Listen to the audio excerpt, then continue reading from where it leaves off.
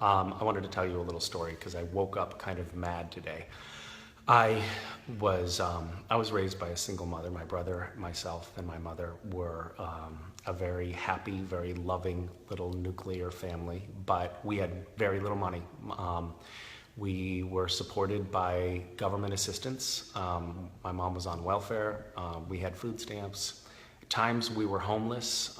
When we got on welfare, we moved out of a tent and into a windowless office space. It was literally windowless. We had $400 a month from the government to live off of, and $75 a month went to this windowless office rent, and we cooked on a hot plate and we showered at classmates' house.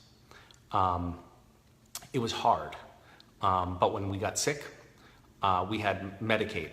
So we had medical coverage when we needed it. And I did need it, by the way. I had appendicitis. My appendix almost burst and I had to go to the hospital and I had to get taken care of. Today, the House Republicans, the House is voting on a new healthcare package. And the plan is to drastically cut Medicaid. 14 million people, people like what my family was when I was a kid, will lose their Medicaid coverage. And an additional 10 million Americans who will also lose coverage because they won't be able to afford the new the insurance under this new plan. Trump, in his campaign, he promised insurance for everyone. That's not what they're delivering. They're cutting 24 million people off the rolls. And not only that, the poor and families and the elderly, they're the ones that suffer the most. So if you are a 64-year-old American who makes $26,000 a year, you will see your premiums go up to $12,000 a year. That's half of your income if you are a poor 64-year-old American.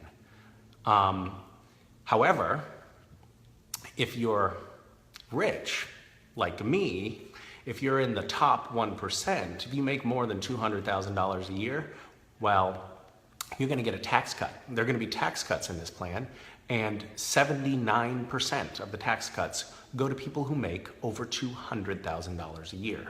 So those are the people that this administration and this Republican-led Congress are trying to help. The rich, and the people that they're trying to hurt, or the people that are being hurt by this, are the poor and the elderly and children who are in families that have modest means. I live in a country that is the wealthiest, most powerful, most innovative country in the world. And for us not to be able to put together the resources and the compassion necessary to take care of our neediest because we are so concerned with lining the pockets of our most elite is totally unacceptable, and as far as I'm concerned, totally un-American. So call your congressman. This vote happens today. Call your Republican congressman. Every single Democrat is voting against this. But a lot of Republicans are leaning away from it because it is utterly inhumane and it's also bad economics. Call your Republican congressman right now and tell them no. Tell them they will lose their jobs in 2018 if they vote for this bill. 24 million additional uninsured Americans means that tens of thousands of people will die every year because they're not seeking the medical care that they need because they can't afford it. So this bill is literally, if it passes, going to kill tens of thousands of poor and elderly Americans every year. And that makes this a life and death situation. So call right now and let your voice be heard, and let our elected officials know that We are watching.